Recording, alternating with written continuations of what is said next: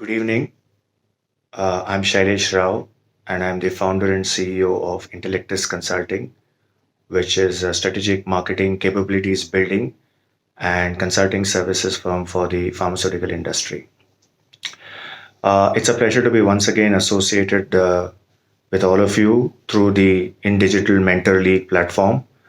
And I had the opportunity to, share my thoughts with all of you last time, a couple of weeks ago, on an important topic of the challenges faced by the product managers, during the pandemic.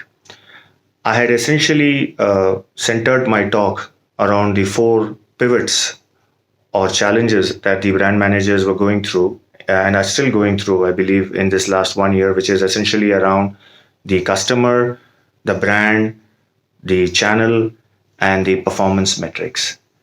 Today, I have been asked by In Digital Technologies to share my thoughts on a equally important, relevant topic of the digital transformation that healthcare marketing is undergoing, during this pandemic.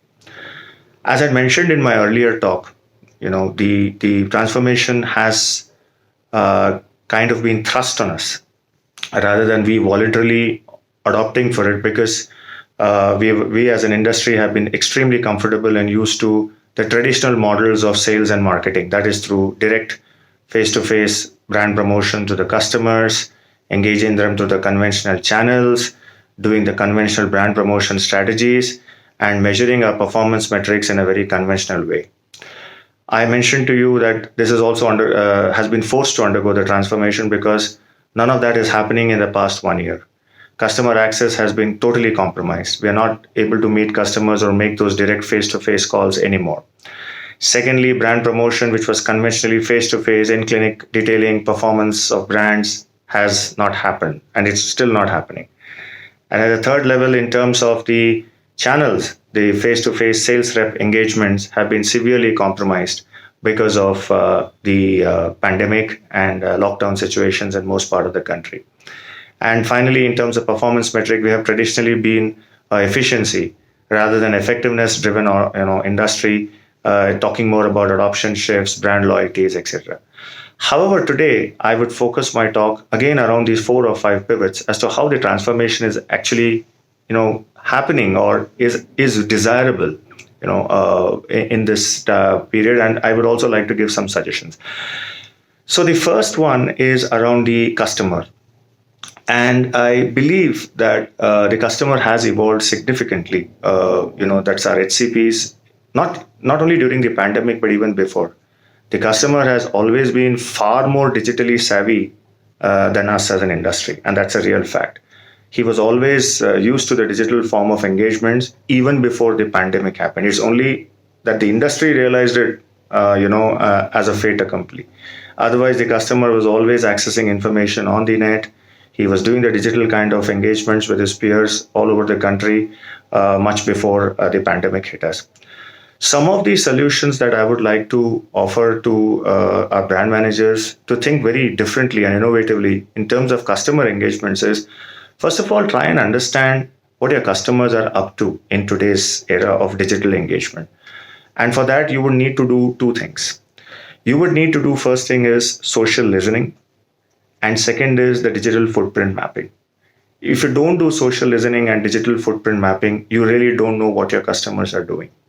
So it's very important to be very cued into what the customers are reading up, which websites they are visiting, where are they collecting the information, and what's the kind of health portals, platforms that they constantly engage, whether it is for their routine telemedicine consultations or for their knowledge gathering or for simple interactions with their peers and the physicians community at large. So I think the brand managers need to develop the new skills of digital, which is into social listening and what I call as digital footprint mapping. The second suggestion is, which I say is, always believe in in customized targeted email communications. That's one route. We have always given random email communications to physicians, whether they make sense or not. And we all know that the click rates of emails is abysmally poor, less than 3 to 5%.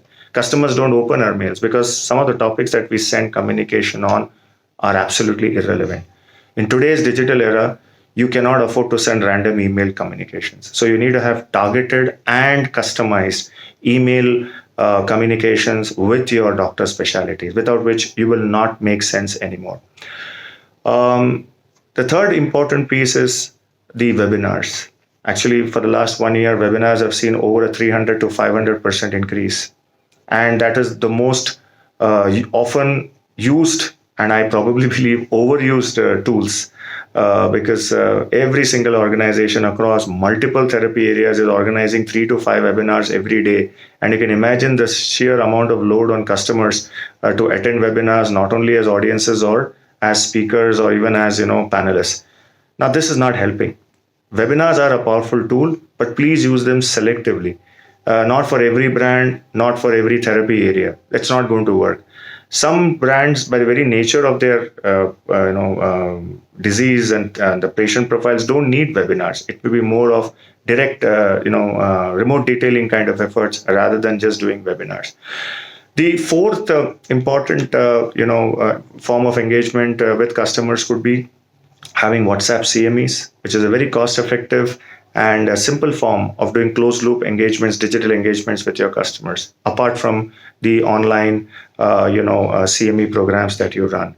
There is also another channel which many companies use, and that is known as the GDMs, or what's called as the group doctor meetings, which are essentially focused not just roundtable, but also what we call as the meetings which are of prescribers and non-prescribers. So they're very, very focused meetings on particular brands, and they create those adoption shifts and loyalty shifts between non-prescribers and prescribers. So that's something that marketers would do well to kind of look at. We also run a lot of advocacy boards online. So advisory boards in the physical form are out, but you can always consider doing, ad boards online. So this is as far as the first part is concerned, that is the customers. The second comes to brands. Now, when you talk of brands as a very important criterion, that is the very big piece. How do pharma marketers actually engage meaningfully with brands? I think the first thing to do is, I think the industry has been very, very effective, is the remote detailing. That's, having it through the iPad detailing on the Viva platform or any other platform that most companies use is very effective. You seek time, and we have seen that on an average, the amount of time spent on Viva calls, engage calls with customers has been, in fact, surprisingly higher than the physical F2F calls, average about 9, 10, 11 minutes as compared to just the 3 minutes of the physical calls. I think if you make it more meaningful, you can actually drive more effectiveness through the remote detailing, which is a very powerful tool now, because the customer is willing to look at you, listen to you even in the virtual format. And you can do personalized consultative selling even in the virtual format for high-end specialty care products. I think the other important point which we should look at, even in terms of brand promotion, would be you looking at disease management portals, having unbranded product websites. Don't have product websites because customers hardly come to branded product websites. Use unbranded product websites. Do more of holistic disease management portals. Set it up. Having chat rooms, inviting reviews from HCPs, which is again a very powerful way to engage customers for your brands. Brands need real world evidence. Hardly, I don't see many of the companies engaged in RWE, which is real world evidence data collection. Use that data and throw it back at customers to engage them more meaningfully as to how your brands can create tremendous shifts in outcomes. So basically, talk more of outcomes rather than just product features and benefits, which don't sell really anymore. And I think in terms of brands, we should also look at the fifth part is the wraparound services. We have always been talking about beyond the pill, but I think now is the time to really do holistic disease management solutions. One could be through telemedicine consultation platforms. One could also be through, having the patient, getting into the center, the cornerstone of the strategy. So build in, powerful patient bundling tools, like for example, diagnostic platforms, doing product bundling kind of stuff, and doing targeted patient education programs. You could also look at, targeted disease campaigns city-wise, geography-wise, wherever the HCPs are located. So that's the second piece which I talk about the brand. The third piece is the patient engagement strategy. I think when you talk of patient engagement strategy through the channel, which is actually the channel, you got to use digital channels extremely well. As I mentioned, channels are available, their effectiveness rates are very high, and you should also look at integrating the patient into the whole ecosystem when you build out digital strategies. So many companies which have high-end products, specialty care products for rare diseases or for even autoimmune diseases or even for mass specialty like diabetes and cardiovascular can look at not only repurposing the real world evidence data, but also doing predictive risk modeling for stratified patient population, high risk patient populations, building out voice of the customer into their clinical trial protocols along with their medical and clinical staff, which also helps to build a great deal of robustness around the strategy. The last is actually the channel.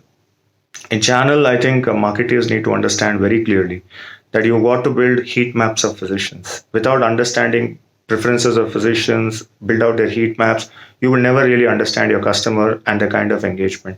One of the biggest problems in the last 5 years is studies have shown across the globe that engagement of physicians with the pharmaceutical industry has gone down by 50%.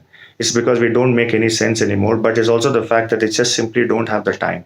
So if you want to make sense to physicians, you've got to really look at targeted digital channel initiatives. You've got to look at heat maps for physicians so that you know what you're actually driving in terms of salience. You've also look at real time, kind of engagement. So you build out chatbots, you build out remote, kind of effectiveness platforms for these physicians in terms of targeted communications, in terms of product websites, as I said, unbranded CME programs, etc., so that the channel actually drives the effectiveness. So I hope I've been able to kind of, talk about these 4 points of channel, customer, brand, and performance metrics, which I think is a continuation of last time. Thank you so much for your time and cheers.